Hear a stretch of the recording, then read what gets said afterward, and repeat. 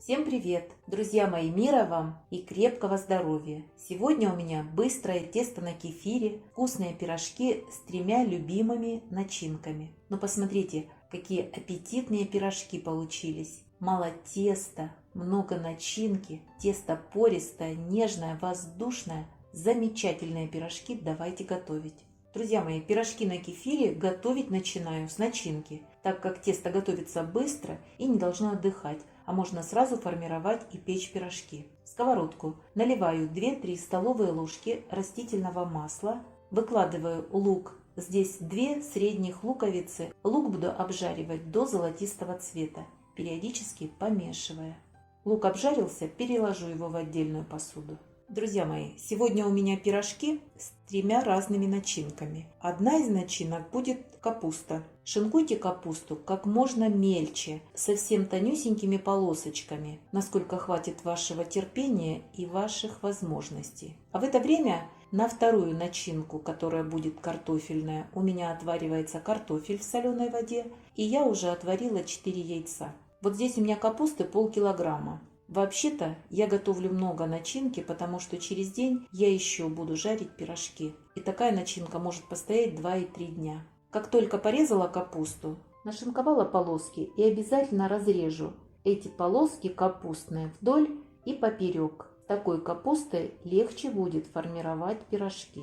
В сковородку выливаю 2-3 столовые ложки растительного масла, у меня подсолнечное, это на полкилограмма капусты. Выкладываю капусту, перемешиваю и буду обжаривать на огне ниже среднего, не перемешивая, в течение 3-5 минут. Прошло 5 минут, посмотрите, капуста начала зарумяниваться. На это количество добавляю пол чайной ложки соли 5 грамм, треть чайной ложки черного молотого перца, добавляйте перец по вкусу, чайную ложку паприки, паприку обязательно для цвета. Выливаю 150 мл томата, это томатный сок, который я сама готовлю. Кстати, на канале есть рецепт. Все хорошо перемешаю, капусту буду тушить, периодически помешивая на огне чуть ниже среднего, в течение 8-10 минут.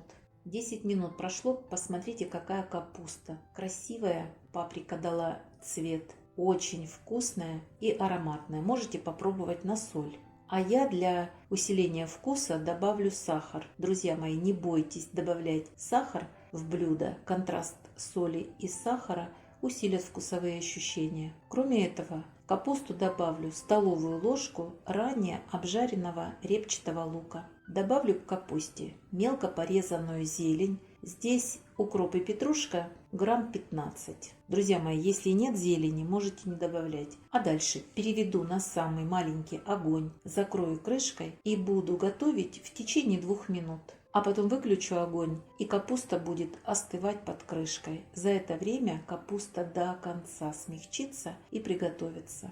Продолжаем. Пюре сварилось, обязательно посолите. Добавила 30 грамм сливочного масла. Еще раз хорошо перемешаю. Сюда добавляю столовую ложку обжаренного лука. Сюда при желании можно добавить немножечко укропа. Но мы любим, когда картофель, сливочное масло и обжаренный лучок.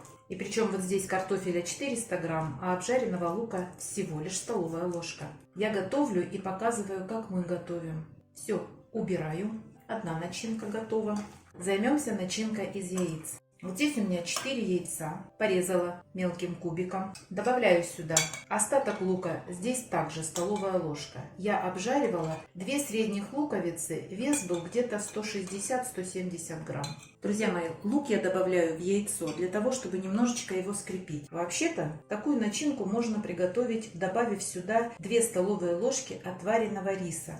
Мы так не любим. Мы любим без всяких рисов. Лук, яйцо, зеленый лук. Здесь 2 веточки зеленого лука. И укроп, наверное, грамм 5. В яйцо добавляю треть чайной ложки черного молотого перца. Перемешиваю. На это количество, на 4 яйца, я добавлю 3 грамма соли. Вот просто на кончике чайной ложки. А вы солите по своему вкусу. Обязательно надо попробовать на вкус. Еще надо учитывать, что соль до конца не растворилась. Идеально. Вторая начинка готова. И третья начинка готова. И знаете, что здесь самое важное? Чтобы эту начинку не съели до того, как она попадет в пирожки. Продолжаем. Большую часть начинки я держу в холодильнике. На кухне очень тепло. Для теста к одному яйцу добавляю 5 грамм соли, 16 грамм сахара, это 2 чайные ложки. Все хорошо перемешиваю. Выливаю содержимое в миску. Сюда же добавляю 250 мл теплого кефира. Ориентируемся, как только пузырьки появились, кефир достаточно согрелся. Перемешаю. Сахар и соль должны раствориться. Вот здесь у меня 350 грамм просеянной муки. Буду постепенно добавлять и замешивать тесто. Сначала добавлю 5-6 ложек и размешаю, чтобы не было комочков. Друзья мои, такое тесто готовится очень быстро. И стоять оно не должно. Из него сразу формируют пирожки. Вот посмотрите, я специально так вымешиваю, чтобы не было комочков. На этой стадии это еще возможно делать. Друзья мои, первое и самое важное условие – это теплый кефир. И тогда у вас тесто получится замечательное. Вот посмотрите, вот такое тесто получилось, густое. Вот только сейчас я буду добавлять разрыхлитель для теста. Здесь у меня 9 грамм. Можете высыпать всю пачку разрыхлителя для теста. Если будете использовать соду, добавьте 3-4 грамма. И замешиваем. И дальше постепенно начну вводить остаток муки. Тесто очень мягкое и липнущее к рукам. И поэтому чем дольше я буду вымешивать вилочкой, тем меньше я извозюкаюсь в это тесто. Вот посмотрите, какое тесто получается. Уже достаточно упругое. Высыпаю остаток муки. Еще раз повторяю и под видео напишу: 350 грамм муки на 250 миллилитров кефира. Жирность кефира у меня 2,5%. Ну вот, посмотрите, какое вырисовывается тесто. Все. Несмотря на вот такое липучее состояние, муки больше не добавляем. Добавляем 1 столовую ложку. Вот здесь 20 мл растительного масла. Это примерно 3 столовые ложки. А поэтому примерно 1 столовую ложку выливаем в тесто и начинаем собирать его, что говорится, до кучи. Тесто встретилось с маслом и начинает отходить от стеночек. Долго не вымешивайте. Как только впитает в себя растительное масло, опять начнет липнуть. Работать будем на масле растительном. Хорошо смазываю столешницу, причем всю. Руки смочу также растительным маслом. И начинаю из теста вытягивать вот такую колбаску.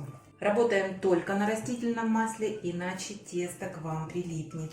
И еще, друзья мои, когда вы готовите что-то во фритюре, лучше всего, чтобы муки под тестом не было. Иначе она будет гореть, пирожки будут невкусными, и запах гари будет по всей окрестности. Делить буду на 16 одинаковых кусочков. Вначале на 2 части, каждый кусочек еще на 2 части, и каждый кусочек на 4 одинаковых части. Сейчас, если какой-то кусочек будет меньше, какой-то больше, поделимся по-братски. Хорошо, когда пирожки одинакового размера. Взвешивать я, конечно, не взвешиваю, а визуально вижу, что вот если один кусочек вот такой, а этот большой, мы их соединяем. Обязательно округляем, для того, чтобы легче было формировать пирожки. Посмотрите, какое нежное, очень мягкое тесто. Только из такого теста у вас получатся пышные, воздушные, очень вкусные, нежные пирожки. Сейчас начну формировать пирожки. Еще добавляю растительного масла. И немножко здесь полью, куда складывать буду. И руки растительным маслом. Берем нашу заготовочку, расплющиваем. Никаких скалочек, только руками. И на серединку выкладываю начинку. Начинки должно быть много. Это же пирожки с начинкой. И защипываю края. Тесто хорошо тянется и очень хорошо закрывается. 2 раза проходим. Потом вот этот гребешок кладем на сторону.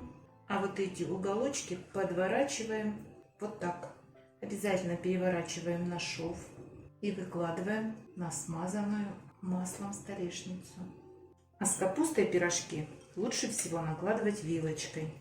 Сейчас еще с капустой покажу, сколько капусты надо добавить в пирожок.